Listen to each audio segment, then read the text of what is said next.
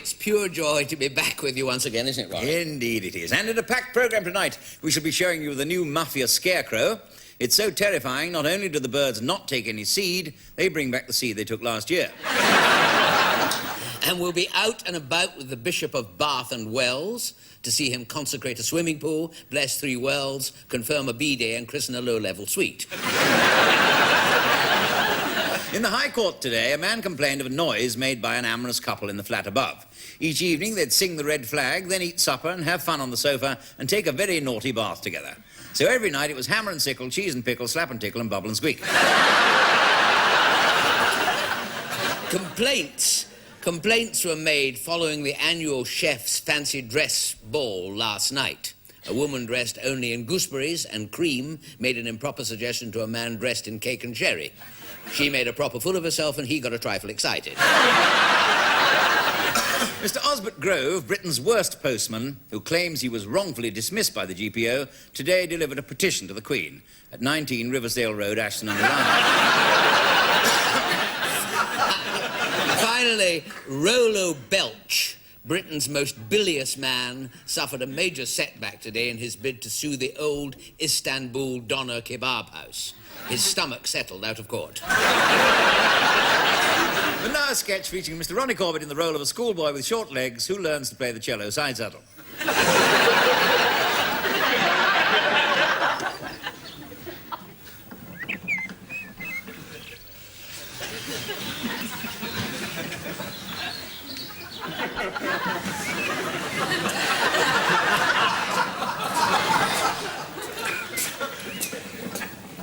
Why are you knocking quiet like that?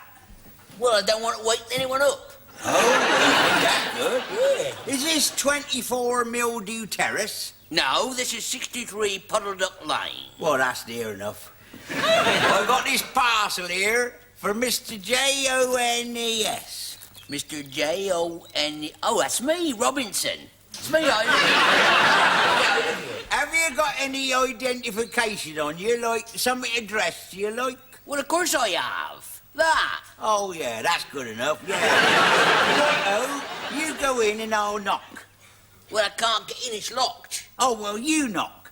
Well, I don't think anyone will answer. Why not? Because I live on my own. Have you got a key? Well, of course I got a key, but it don't fit. Why don't it fit? Well, if I lost it, anyone could get in, wouldn't they? Yeah. You're no fool, are you? No, of course I'm not. No. Well, listen, I'm going to sit down here, and while we're waiting, I'm going to twiddle my thumb. Oh, really? The missus always does mine. Oh, my toes did half ache. I think I've got me shoes on the wrong feet. Well, whose feet are they on, then? I don't know, he's in London. Meant to ask you something. Was it you or your missus was knocked down by a bus the other day? When was that? Tuesday, wasn't it? Oh, that'll be the missus. Where were you? I was driving the bus. Do you miss her? I did Monday, I ran out of petrol. Do you hear what my wife called me last night? No. Oh, that's funny. Her voice usually travels for miles. Yeah.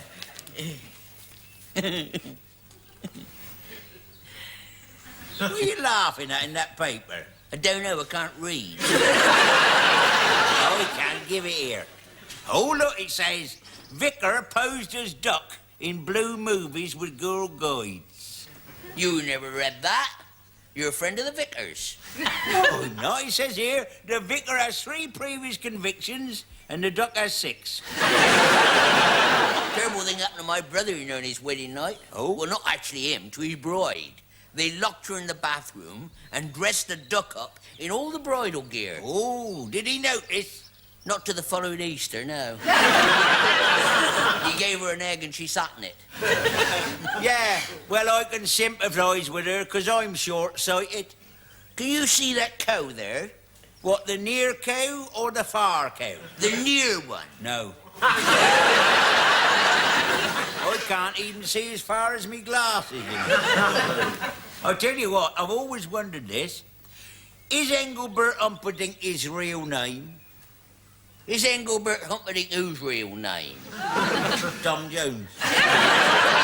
Probably, very probably, yeah. Oh, yeah. Yeah. Oh. Listen, what is the postage on that? Well, you see, it's according to the weight. Yeah. And that bin light in there is minus 12p. What shape is that? Well, it don't say on it. Looks like one half a Dolly Parton to me. Which half? The small half. Well, I'm in a tearing hurry. Here, you better have that. Oh, dear. Your shoes are bad. You ought to take them up to what's name? Cobblers. Well, that's nice, isn't it? I'm only trying to help.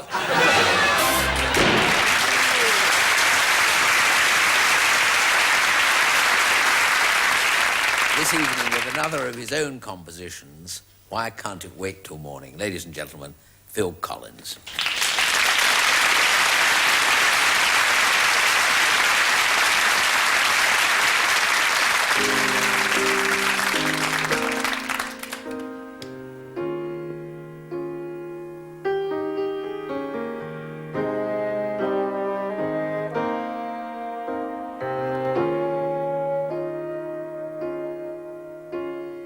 Why can't it wait till morning? We can talk about it then. 'Cause I've had a drink too many, and my troubles, well, I ain't got any. Why can't it wait till daylight? Things will seem much clearer then. I'm tired and my eyes are weary, and I just want you lying here with me. So close your eyes.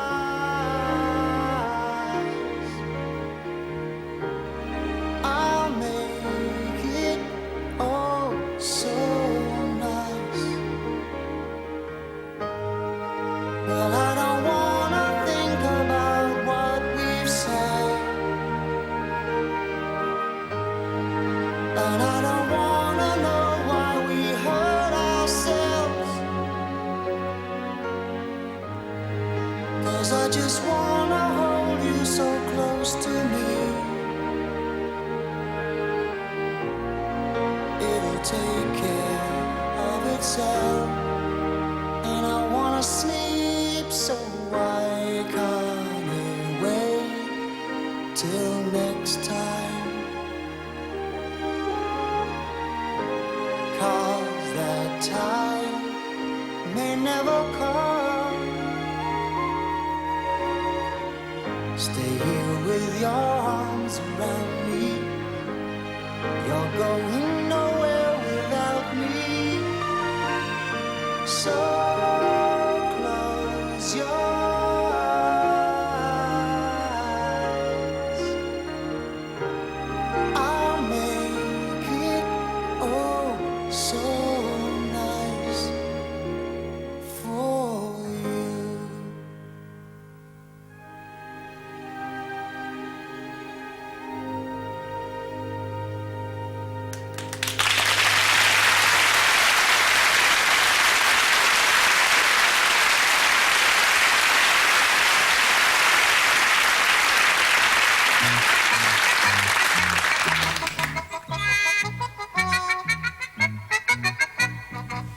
Hello, Dudley.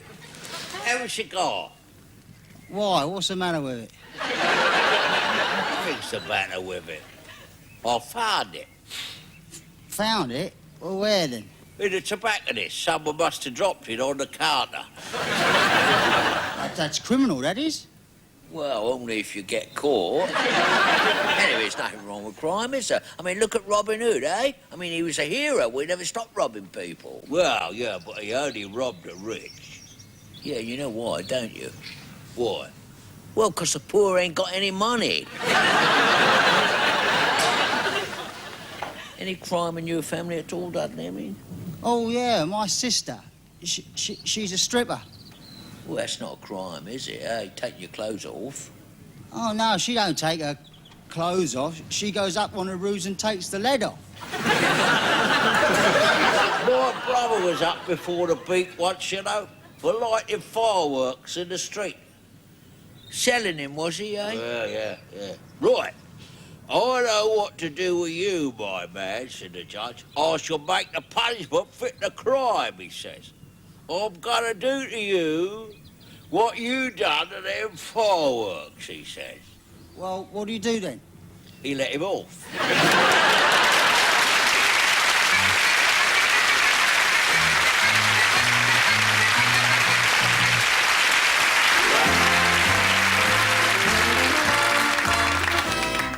Welcome to another edition of Speak Oz. Speak Oz, speak Oz. If you are from the land of the plum, you gotta come out of Oz. Speak Oz, speak Oz, speak Oz. Good day. Hello there. You Arvo. Lovely afternoon. Truth. Good gracious. These sarnies taste crook. These sandwiches have an odd flavour. Oh, I think I'm gonna chunder. I think I'm going to go walkabout. Yes, this is the programme designed to familiarise you new Australians with the language of your adoptive country. This week we are going to look at a linguistic phenomenon known as Wagga Wagga double talk. This can be heard not only in Wagga Wagga, but in townships as far apart as Ulladulla, Bindi Bindi, Kuri Kuri and Turramurra near Sydney Widney. Its originator appears to have been a German immigrant by the name of Wilhelm Nilhelm, or Willy-Nilly, who was born in Baden-Baden and later died in Pago Pago of Berry-Berry. Now, in Wagga Wagga double talk, the last word of every sentence is either repeated or rhymed.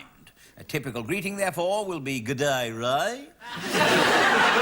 Similarly, you will hear "What's on the TV, Steve?" TV being television, or "Give us a bell, Mel." A bell being a telephone call. Now, a racetrack becomes a horse course, and the horse, of course, GG. By combining the racing and a barbecue, you can have a Derby Barbie. The natives of that fair town will proudly point out a Wagga Jogger, a Wagga Grogger, and, of course, a Wagga Wagga. Likewise, a Waggon Wagon and a Wagon Wogan. If, however, you walk, being English, you will hear the cry, "Going for a prom-pom?" Or if there are two of you, pom-pom. Or three and the one in the middle's drunk, pom-tiddly-pom-pom. Now we finish with a clip from the new Australian film directed by and starring two of Wagga Wagga's favourite stars, Kevin Levin and Beryl Merrill, spoken throughout in their native dialect. Recently premiered overseas in Hong Kong, Walla Walla, Sing Sing and Mill Hill. In this scene, we see the local flock doc, or sheep doctor, a man who earns a dinkum income, a good salary, returning home. The film is presented with English subtitles.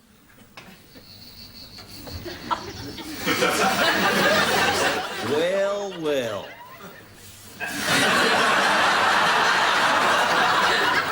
Some slum. Dust, rust, ceiling peeling. Your crummy mummy is a tawdry ordry.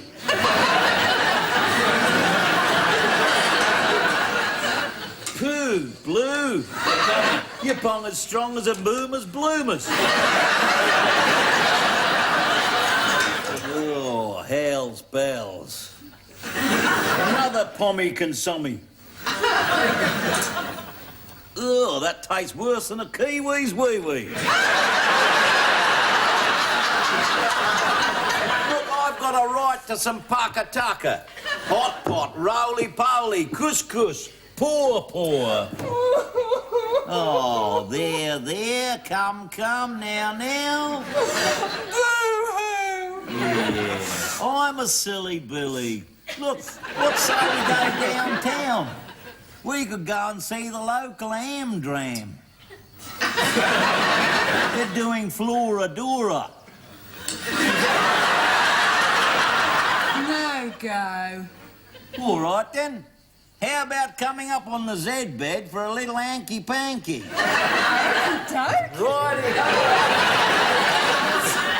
Finally, a word of reassurance. If you do settle in Wagga Wagga, certain English expressions are not only permissible, they are actually welcome. These include tut-tut, pip-pip, wakey-wakey, coochie-coochie, chin-chin, here-here, and you-hoo. Bye-bye.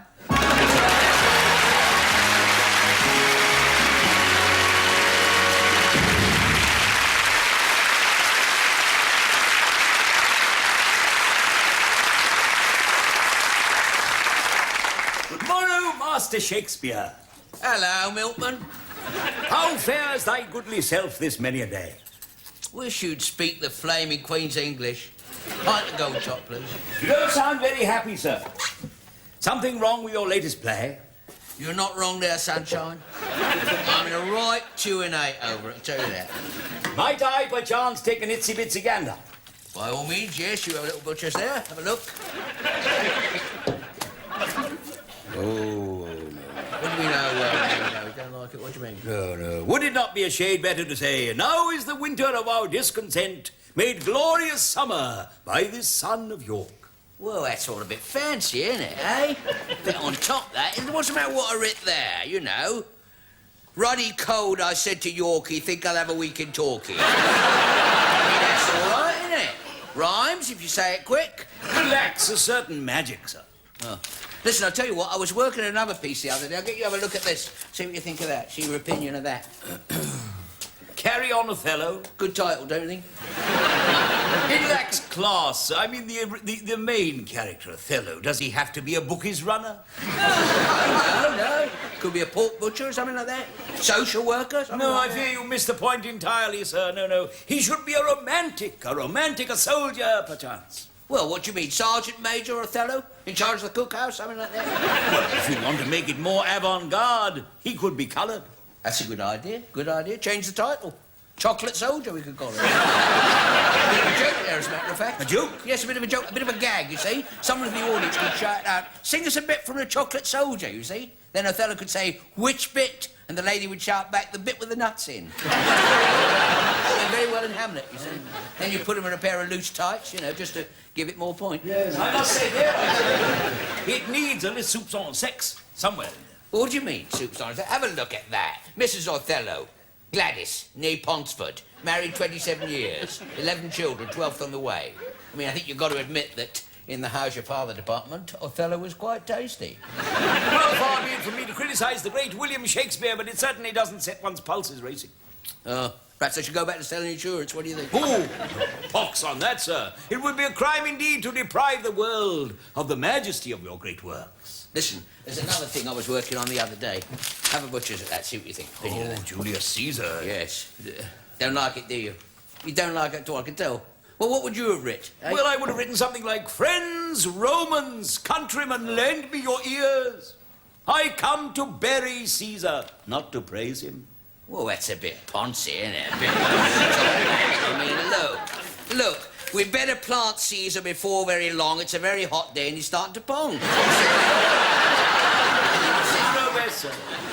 I mean, goodness. Listen, anyway, I can't rabbit away here. I've got to motor on with this. I've got a deadline here for Saturday.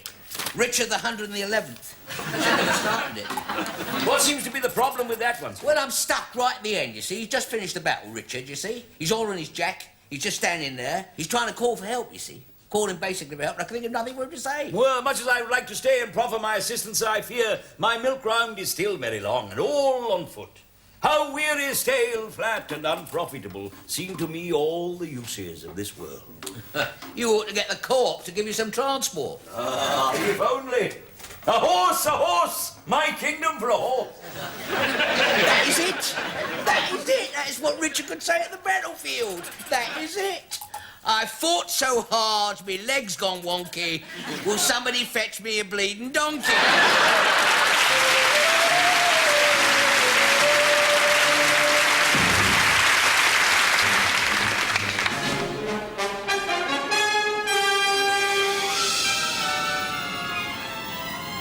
You know what gets to me, Jevons? It's the quiet. The slow, relentless quiet churning away, eating at your mind hour after hour, never knowing if Jerry's down there, waiting. The slow, unending quiet crushing your will, breaking your soul. God. God.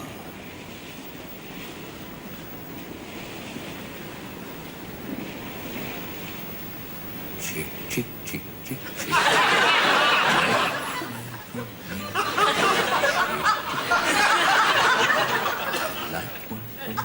What are you doing, Jones? So just, hoping it might break the monotony, sir. Well, don't. Sorry, sorry.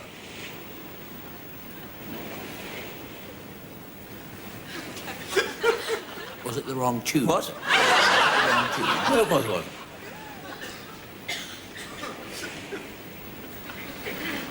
It's slightly out of key. What? Was it slightly out of key, sir? No, it was not. Well, if it wasn't the wrong tune, sir, and it wasn't out of key, sir, why did you not like it, sir? What did you... Just don't do it, that's all. Sorry, sir. Sorry, I was only trying to help, sir. Well, don't.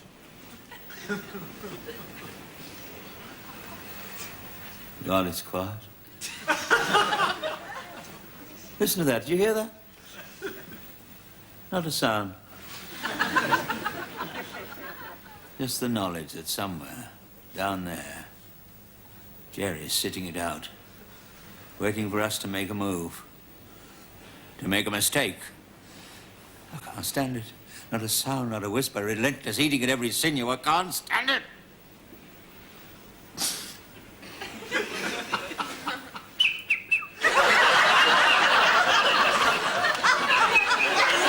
God, is that? That's the peewit, sir. But don't do it, man. It's a ship, not an aviary. I should think so. I thought it might relieve the tension. Well, it doesn't. Bad enough having Jerry down there without a midshipman who thinks he's a sparrow. Peewit, sir. It's the same family. No, sir, not sir. No, not really. The sparrow is much more... Whereas the peewit... Shut up, Jevons.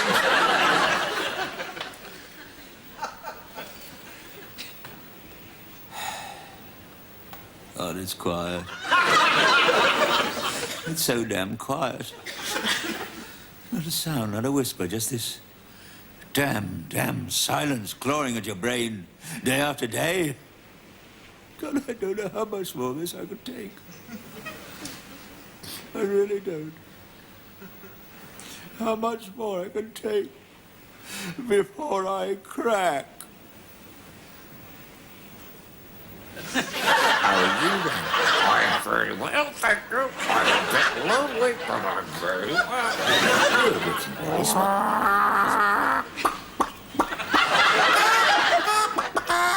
Are you all right, sir? Never felt better in my life.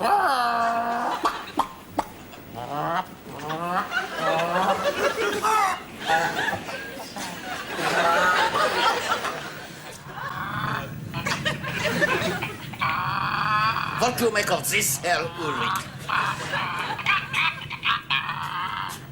Sounds to me like a chicken. A chicken? Why would the chicken go to sea? I don't know why would a chicken go to sea. I'm a joke. I'm not telling a joke. I saw a chicken up there. We got. What now? Now the chicken is crying. Don't like the sound of it. Well, maybe if you ask it, it will do requests for you. No, I mean, I don't like the sound of a singing chicken in the middle of the sea. There are plenty cushion. I smell a rat. You think the chicken is a rat? My God, a singing rat that does chicken impressions. I think if a smelly rat is a trick, the Englanders are plotting. They sent a singing rat to do chicken impressions to fool us. Oh, you're right, Heinrich. We must leave the area at once before we are discovered. Down periscope. Down periscope. Full speed ahead. Full speed ahead. 50 degrees to starboard. 50 degrees to starboard.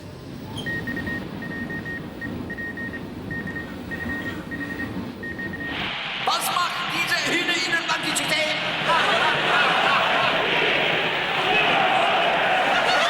Es ist kein Witz, dem Captain. Mein Gott, Sie wissen nicht. Sie sind Wahnsinnige. Ich werde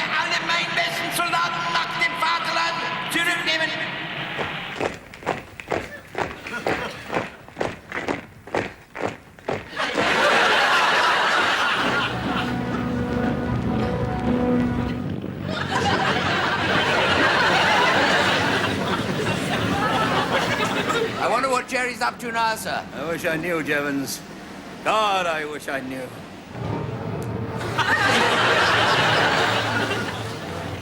I just wish I knew. I wish I knew instead of this never-ending silence. I think the danger is approaching. Well, whatever it is, Jevons, we've got to face it. Like men. Yes, sir.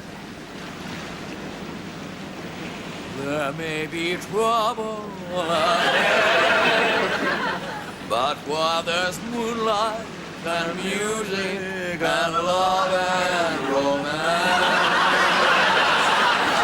let's face the music and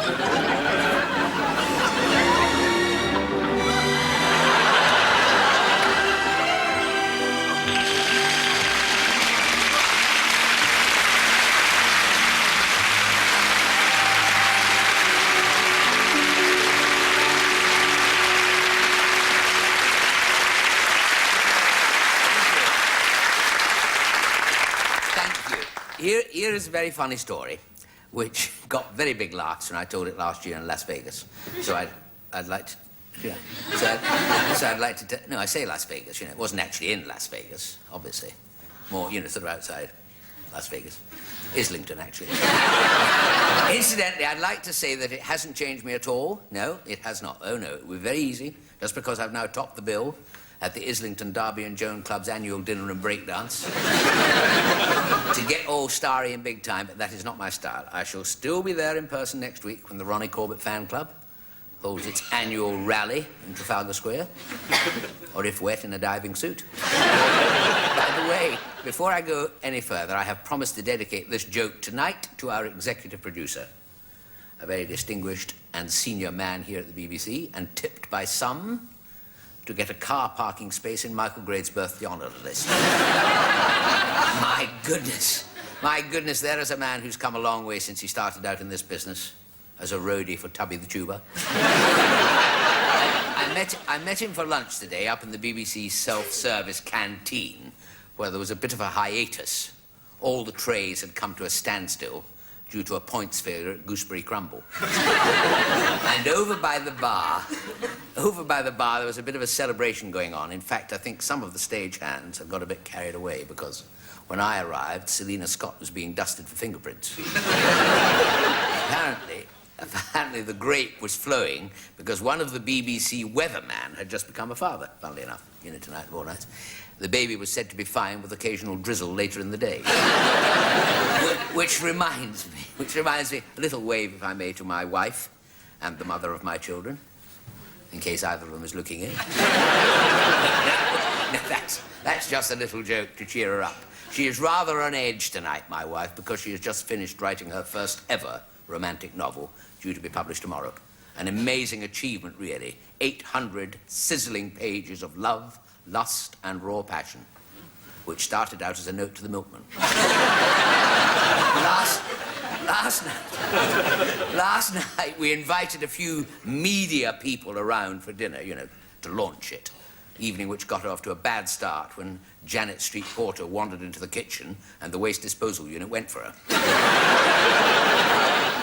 I must tell you this joke, which is about two chaps who one day decide to have rather an unusual bet. And talking of unusual bets, I was reminded of this joke, funnily enough, by our local vicar, who had just been into William Hill's to put a Yankee on the 4 Horsemen of the Apocalypse. He was telling me...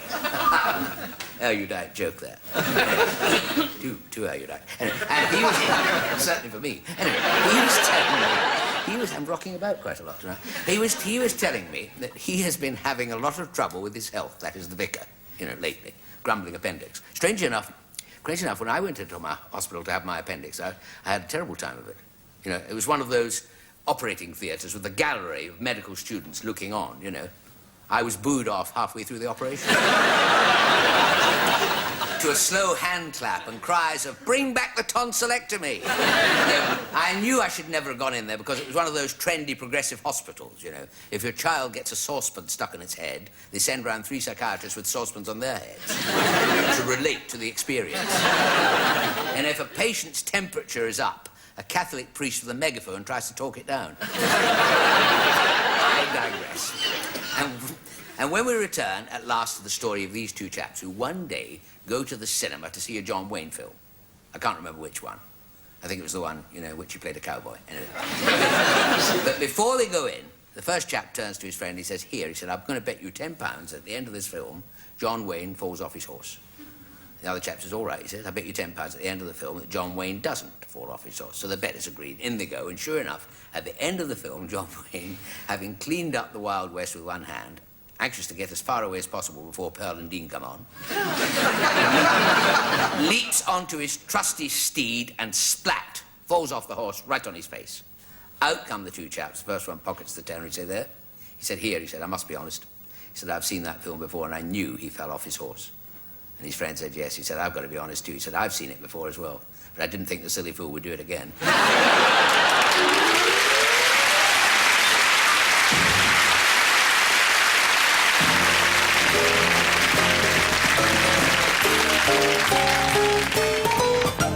Let's all go down the pub Saturday night, boys, all down the rub-a-dub. I'm here, Sidzy, and knocking back the beer. 10:30 comes, we will still be here. This is the place to be. Saturday night, boys, sweets all your cups of tea. And if Daisy treats us right, We'll be back tomorrow night, all down the rub-a-dub. Daisy, Daisy, standing behind the bar. You're quite hazy after my 14th jar. It's a bit of an hocus-pocus to get you into focus. Your sweater just goes in and out like a jelly mould built for two. Georgie, Porgy, is nearly as drunk as me. He's had 14, I've had 23. 'Cause in spite of his fuller figure, my capacity's much bigger.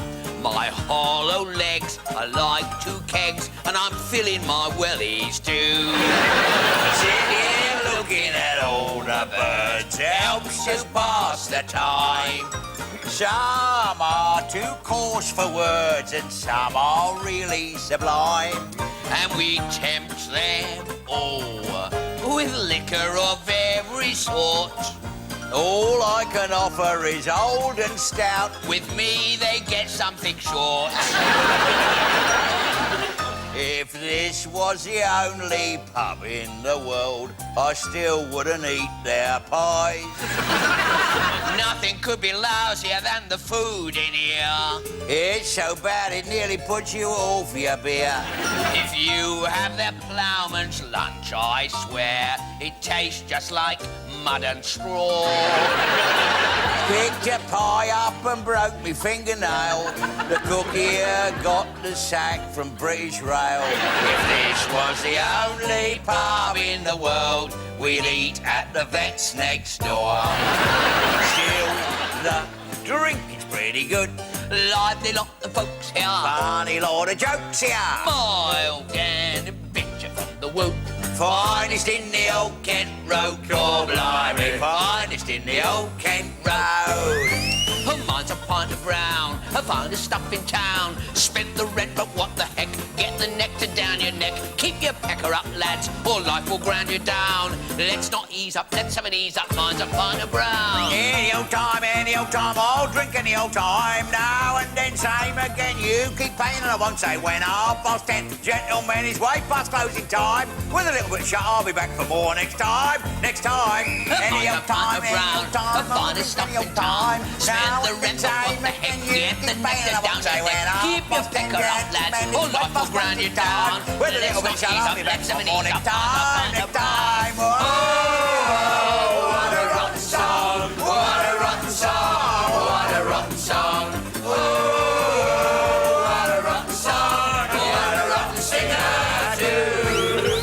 Mine's a pint of brown, mine is stuff in town. Now the rent's a what the heck? Get the nectar down your neck.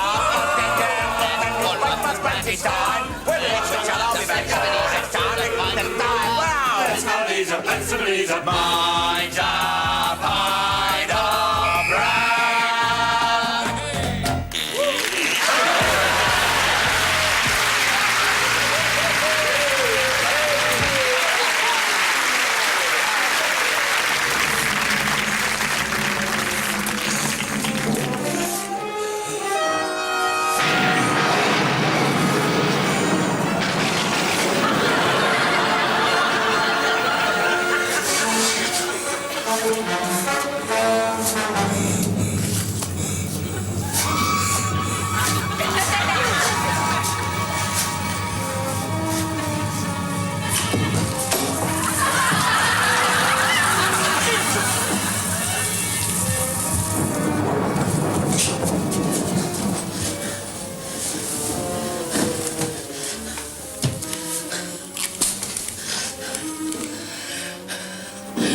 54 hours.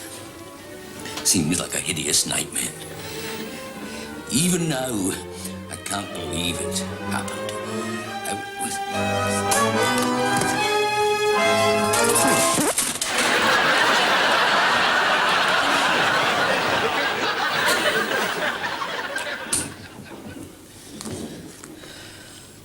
My name is Professor Martin Cratermouse. The Institute of Interplanetary Research, set up in 1950 to photograph the dark side of Patrick Moore. I was in my laboratory pondering the question, if space is infinite, why can I never find somewhere to park? When I was joined by my lab assistant, Miss Dibley. Have you seen my pair of spectacles? Yes, they're very, very nice indeed. By the way, do you know you left your glasses behind? Thanks. Professor Cratermouse. Martin, there's something I've got to say to you. My God, look at that. It's something I've been meaning to say for a very long time. Just don't believe this. You see, Martin, I can't disguise my feelings for you any longer. This is terrible. This is awful. It's absolutely diabolical. Oh, will you stop reading the small print in that insurance policy and listen to me? Sorry. Did you say something? Yes. I said Which one of you is Mr. Martin Cratermouse? What do you want? Sergeant Gadget, Scotland Yard. We've just found something up the allotments, Professor. Something not of this earth. I'll be right with you. Sir!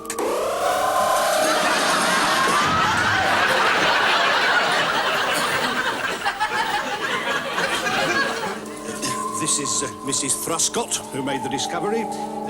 We've had her cordoned off just to be safe. That is what she found.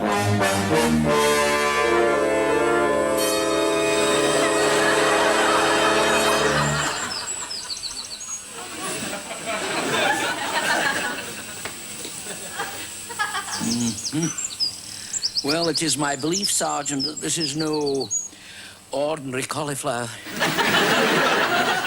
God, it's still alive. Let's get it out. Come on.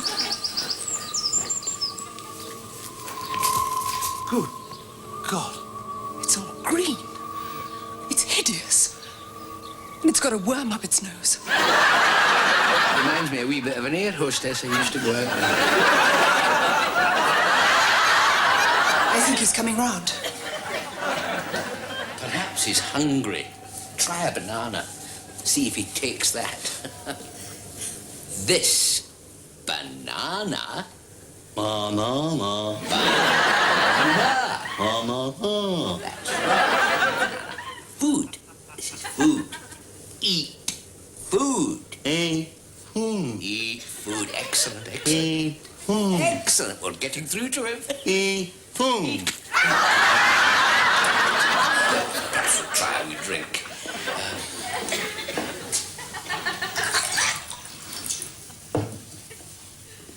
Professor, sorry.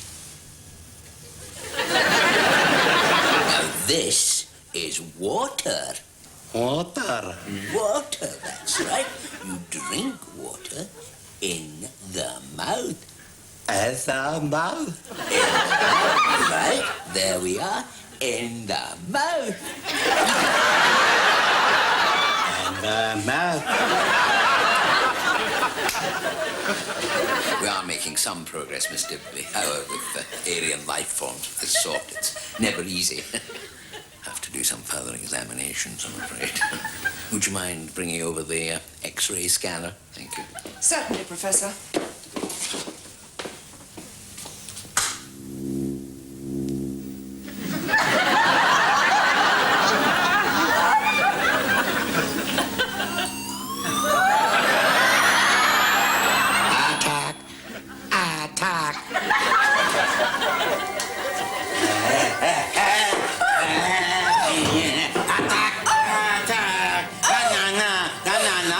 If you don't mind, I'd rather not, thanks. God, no. Stop it. Stop it. That is wrong. That is not right. to Miss Dibley. Why mustn't he? What do you mean, why mustn't? Attack! Attack! Why does he keep saying that? Well, that's what worries me. I mean, what... Oh, my God. What is it? What if he's not alone? Even as we speak, there could be a whole host of hostile extraterrestrials waiting up there to swoop down and lay us low. I'm ready.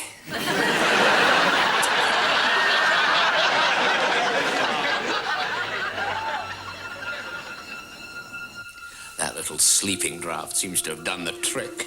He'll be out for hours now.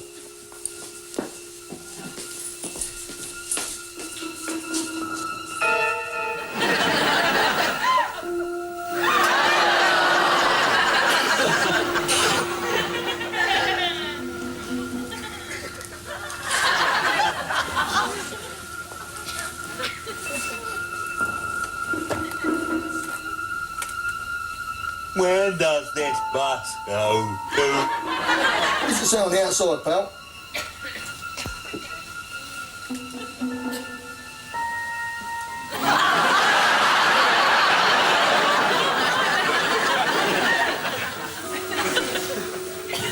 One-way ticket, please.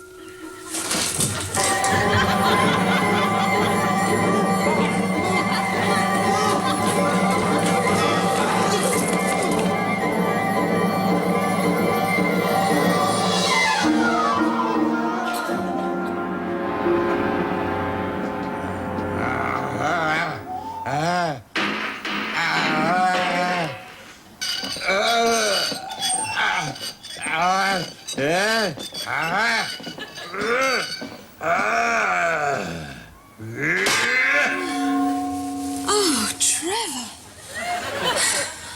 That was the best ever, Trevor. God, he could be anywhere. What are we going to do? Hello?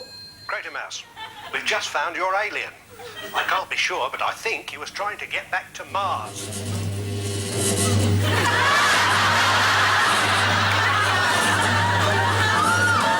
Go on quietly, there's a good alien. Easily over.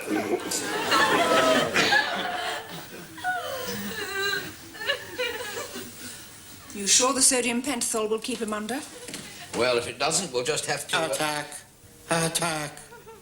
Attack will be launched July 15th. We will wipe them all out. Attack. We will launch. Attack. July the 15th. That's tomorrow.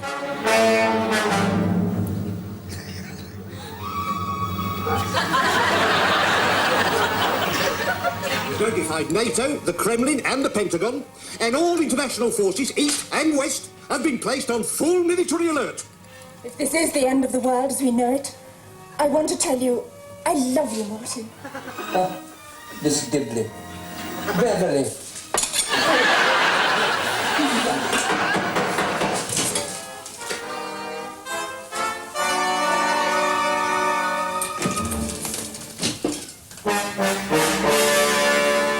Good morning. Today we are launching Attack, the new miracle space age lavatory cleanser. Attack is just out of this world.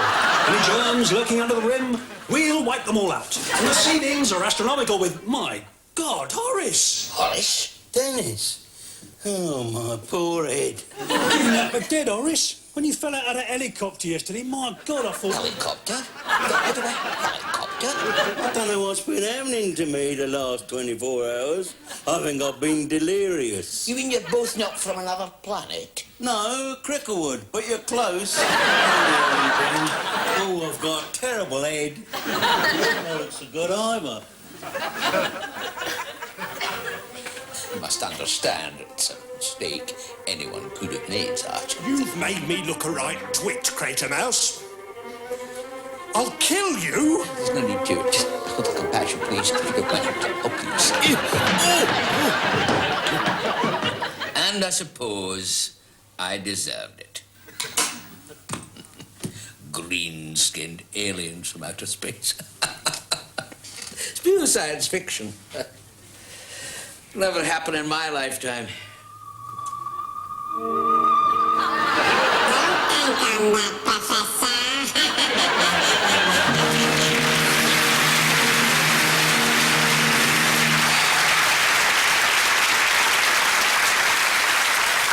That seems to be just about all we have time for, doesn't it, Ronnie? But before we go, a few late items of news. Yes, lawyers confirmed tonight that Sheikh Haroum El Ram is being sued for divorce by his 500 wives. Apparently they came home early and caught him with 500 other women. An interesting world record was set today when the man who cuts the grass at Heathrow got caught in the undercarriage of a departing jumbo. He became the first man to mow the Atlantic. Crime. Thieves broke into the National Art Gallery in New York today. Police sealed off all the exits, whereupon the thieves escaped through all the entrances. And news of a major breakthrough in the fight against insomnia. You can now get Crossroads in pill form. Finally, we just heard wonderful news from Whipsnade. The panda, which has developed a liking for music, has mated with the head keeper's harmonium. Experts say this may create a pandemonium. Next week, we'll be bringing you a sensational veteran circus act. The great Zolder will fire a pistol, and his wife, Zanita, will catch the bullet in her teeth, which will be in a glass on top of her head. We'll be talking to the Hertfordshire parson who's accused of misconduct with his housekeeper after they found his vest in her pantry and her pants in his vestry. Until then, it's good night from me. And it's a very good night from him. Good night. Good night.